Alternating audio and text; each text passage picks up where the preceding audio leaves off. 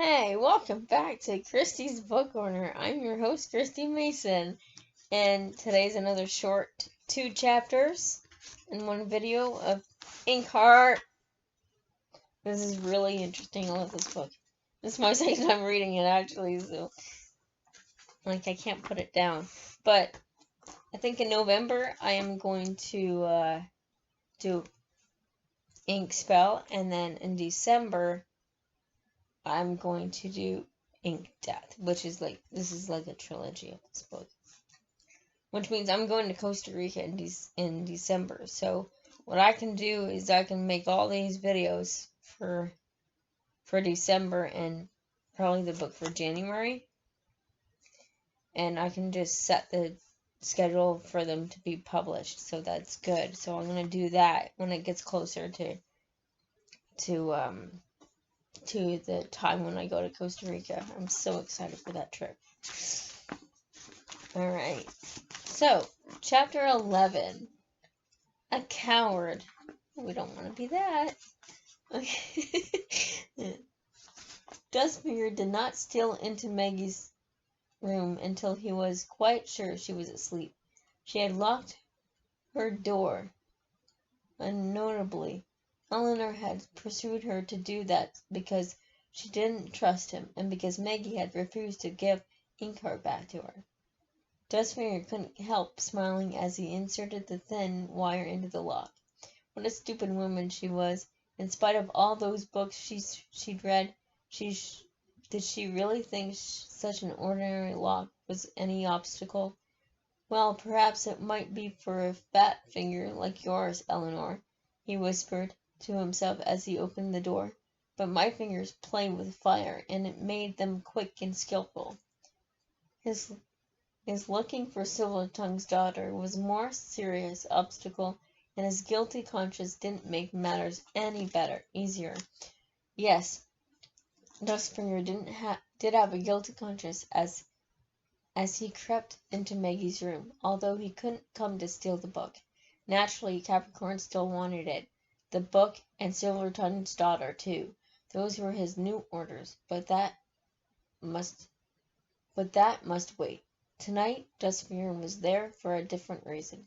Tonight, something had been gnawing at his heart for years, driven him to Maggie's room.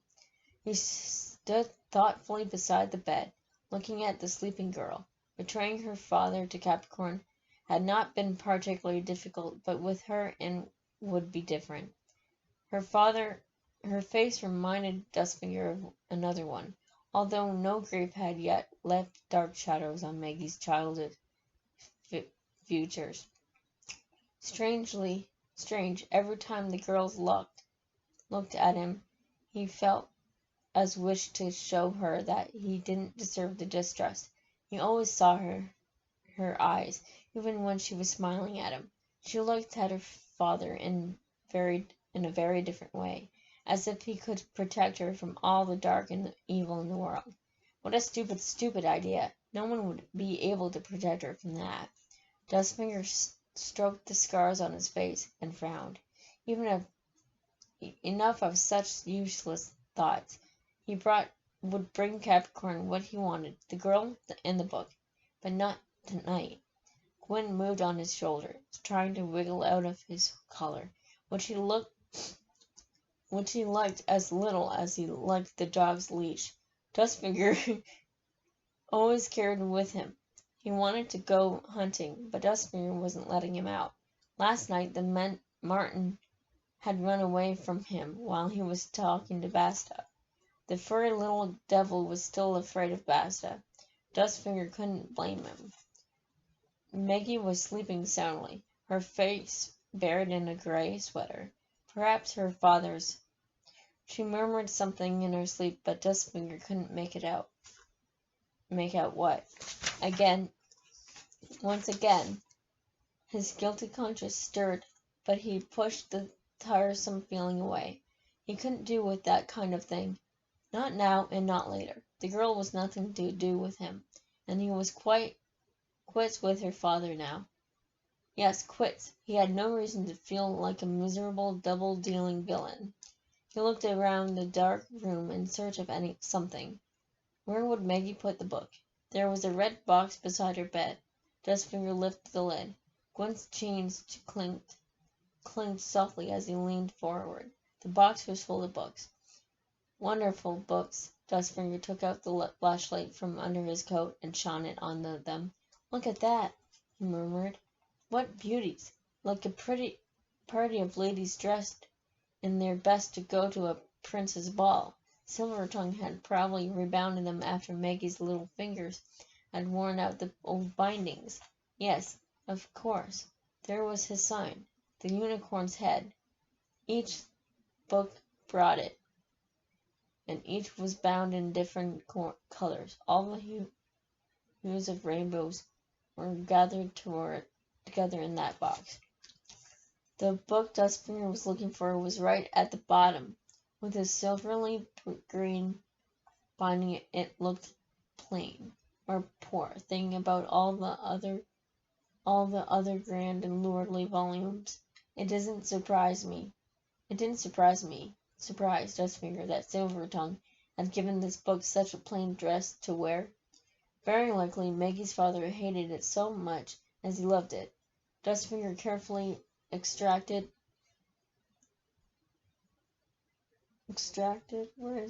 it from the other books. It was almost 9 years since he had it in his hands, as long as it still had a cardboard binding and a torn paper dust jacket. Dustfinger raised his head. Maggie sighed and moved until her sleep face was turned his way. How unhappy she looked. She must have been having a nightmare.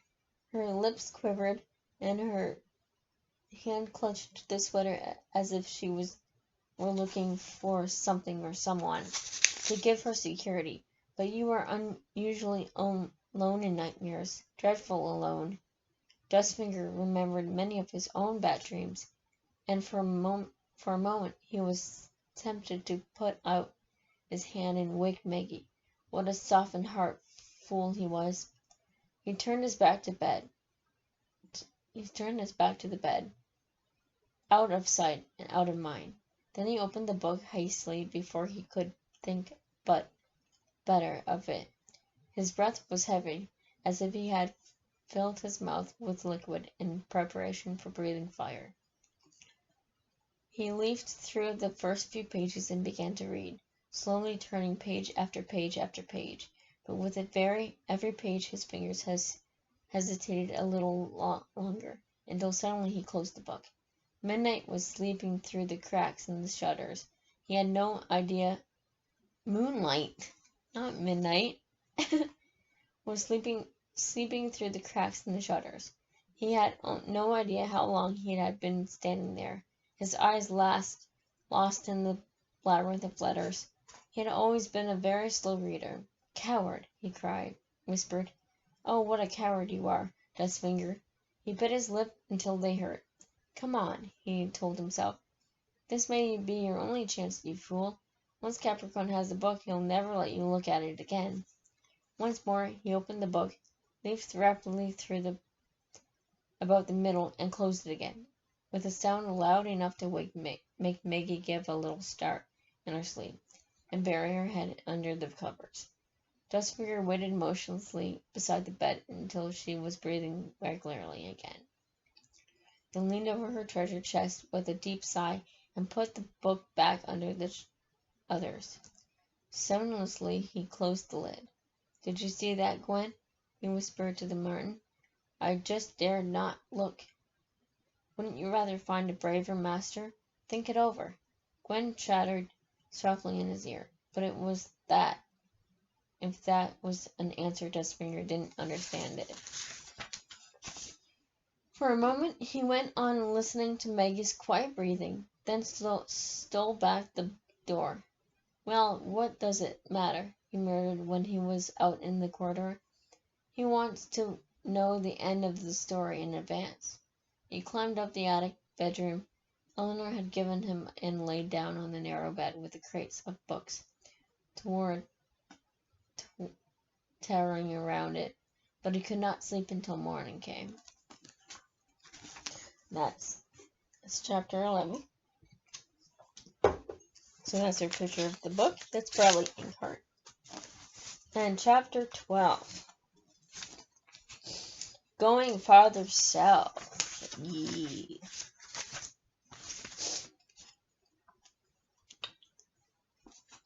After breakfast next morning, Eleanor spread a crumpled road map out of the kitchen table. Right, they're 100 kilometers south of here, she said, with a wary glance at Dustfinger. So show us exactly where we have to look for Maggie's father. Maggie looked at Dustfinger, her heart thudding. There were dark shadows around his eyes, as if he had slept very badly. Hastily, he came over to the table, rubbing his stubby chin. He bent over the map, scrutinized it for what seemed an eternity, and finally pointed with his finger. There, he said. Capricorn's village is right there. Eleanor looked over his shoulder. Legaria, she said. Ah, and what is the name of this village, if I may ask? Capricornia. Capricornia. She was yeah. Too bad there wasn't an L in there. It'd be Capricornelia. Capricornia, she was exclaiming, examining Dustfinger's face as if tracing his scars with her eyes. Doesn't have a name, Dustfinger replied to her gaze with unconcealed dislike.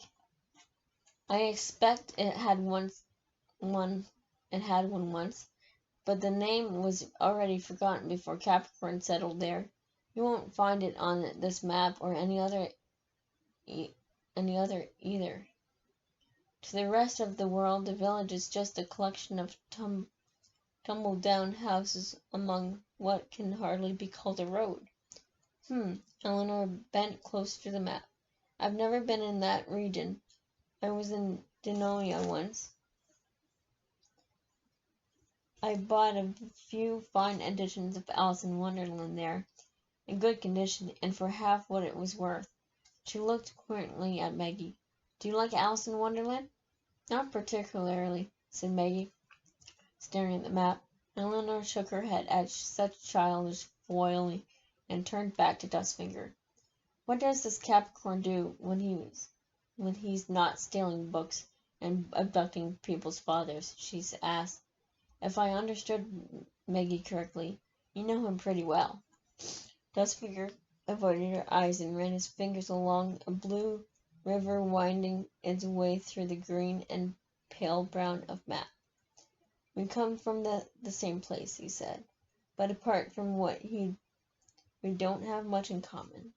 Eleanor looked at him so penetrating, I can't say that word, that Maggie wouldn't have been surprised to see a hole suddenly appear in his forehead. There's one thing that strikes me as strange, Eleanor said. Maggie's father wanted to keep Inkheart safe from this Capricorn, so why bring the book here to me? He was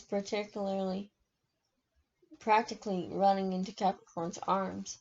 Dustfinger shrugged his shoulders. Well, perhaps he just thought your library would be the safest hiding place. A memory stirred in Maggie's mind.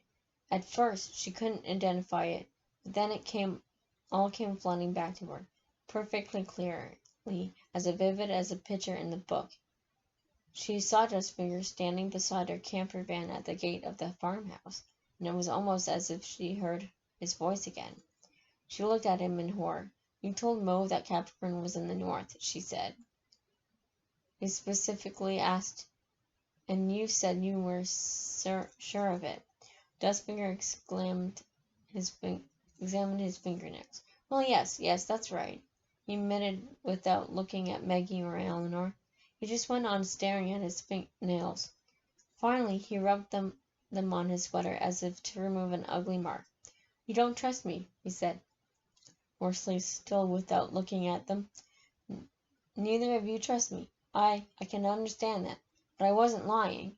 Capricorn has two main headquarters, and several small hideouts in case things get too hot for him, or one of his men needs to disappear for a while. He usually spends the summer months in the north and doesn't come south until October. But this year he's obviously spending the summer down in the south. How would I know why? Perhaps he had trouble with the police in the north. Perhaps he has the business of some sort in the south and wants to see it to the personally. His voice suddenly injured, like the voice of a child, unjustly accused. In any case, his men drove south with Maggie's father. I saw them go myself, and when Capricorn is in the south, he always does anything of importance in the village. He feels safe in it, safer than anyone else. He's never had any trouble with the police there. He can act like a king, as if the whole world belonged to him. He makes the laws, he decides what happens. He can do or not do anything he likes. His men take care of that. Believe you me, I understand these things. Justfinger smiled. It was a bitter smile. He seemed to be saying, if you only knew, but you don't know anything. You don't understand anything. Maggie felt unease spread through her again. It was not caused by what Justfinger said, but by what he wasn't saying. Nothing is more frightening than a fear you cannot name. Eleanor seemed to be feeling the same. For heaven's sake, don't make such a mystery of it, she snapped. I'm asking you again, what does this Capricorn do? How does he earn his money? Justfinger crossed his arms. You won't get any more information out of me. Ask him yourself. Even taking you to his village could cost me dearly. So am I going to tell you about Capricorn's business? Not likely. He shook his head. I warned Maggie's father. I advised him to bring Capricorn the book of his own free will, but he wouldn't listen. If I hadn't warned him, Capricorn's men would have found him much sooner. Asked Maggie. She was there when I warned him. Okay, I didn't tell him everything I knew. So what? I talk about Capricorn as little as possible. I try not to even think of him. And you take my word for it. Once you know him, you'll feel the same. Eleanor wrinkled her nose as if such an idea were too ridiculous for her to waste a single word on it. So I assume you can't tell me why he's so keen to get a hold of this book, she asked, folding up the road map. Is he some kind of collector? Justfinger ran his finger along the edge of the table. All I'm going to tell you is that he wants this book, and that's why you would better give it to him. I once knew his men to stand outside a man's house for 4 nights, running just because Capricorn pulled a fancy to the man's dog. Did he get the dog? asked Maggie, quickly. Of course, replied Justfinger, looking at her thoughtfully. Believe me, no one sleeps soundly with Capricorn's men standing outside the door, looking up at their window or their children's window. Capricorn usually gets what he wants within a couple of days maximum. Disguising, said Eleanor. He wouldn't have gotten my dog, Justfinger exclaimed, his fingernails again smiling. Stop grinning like that, snapped Eleanor, and turning to Maggie, she added, You'll better pack a few things. We set off within the hour. It's about time you got your father back. Even if I don't like having to leave the book with this Capricorn, what's his name? I hate to see books fall into the wrong hands. They were going in Eleanor's car, although Justfinger couldn't have preferred to travel in Moe's camper van. Nonsense. I've never driven anything like that, said Eleanor, dumping in Justfinger's arms a cardboard box full of provisions for the journey. Anyway, Mortimer's locked the van. Maggie saw that Justfinger had answered on the tip of his tongue, but chose to keep it to himself. Suppose we have to spend the night somewhere, he asked, carrying the box over to Eleanor's car. Heavens above, Who said anything about that? I intend to be back here tomorrow morning at the latest. I hate leaving my books on their own for more than a day. Dustfinger rolled his eyes up at the sky as if more sense might be expected there than in Eleanor's head, and began clambering into the bookcase backseat. But Eleanor stopped him. Now wait, you'd be better driving, she said, handing him her car keys. You're the one who knows where we're going. But Dustfinger gave her back the keys. I can't drive, he said. It's bad enough sitting in a car. Never mind driving it. Eleanor got behind the steering wheel, shaking her head. Well, you're an oddly and no mistake, she said as Maggie climbed into the passenger seat beside her. And I hope you really do know where Maggie's father is, or you'll find out that this Capricorn of yours isn't the only person to be frightened around here. Maggie rolled down her window as Eleanor started the engine. She looked back at Moe's van and felt bad leaving it behind here. Worse than leaving a house, even this one. Strange as a place might be, the camper van meant that Moe and she always had a bit of a home with them. Now that was gone too, and nothing was familiar anymore except the clothes on her traveling bag in the trunk of Eleanor's car. She had also packed a few things for Moe, and 2 of her books. Interesting choice, Eleanor had commented when she lent Maggie a bag for the books, an old-fashioned one made of dark leather that you could sling over your shoulder. These stories about the ill-made knight and people with hairy feet going on a long journey to dark places. Have you read them both? Maggie had nodded. Lots of times, she smiled at Eleanor's description, stroking the bindings before she put the books in the bag. She could remember every detail of the day when Moe had rebounded them. Oh dear, don't look at so damsel. Dismal, Eleanor had said, looking at her with concern. You just wait. Our journey isn't going to be half as bad as those hairy-footed people's quest. It will be much shorter, too. Maggie would have been glad to feel as sure of that herself. The book that was the reason for their own journey was in the trunk, under the spare tire. Eleanor had put it in a plastic bag. Don't let Dustfinger see where it is, she urged Maggie before putting it into her hands. I still don't trust him. But Maggie had decided to trust Dustfinger. She wanted to trust him. She needed to trust him. Who else could lead her to Moe? And there's another dragon-type flank thing. And that's the end of chapter 12. Chapter 12 and chapter 11 and chapter 12 are done. Tomorrow will be chapter 13. That's going to be a long one. So, don't forget to subscribe, comment, and like, and hit the notifications bell to be notified when I upload another video. And don't forget to dare to dream, guys. Bye.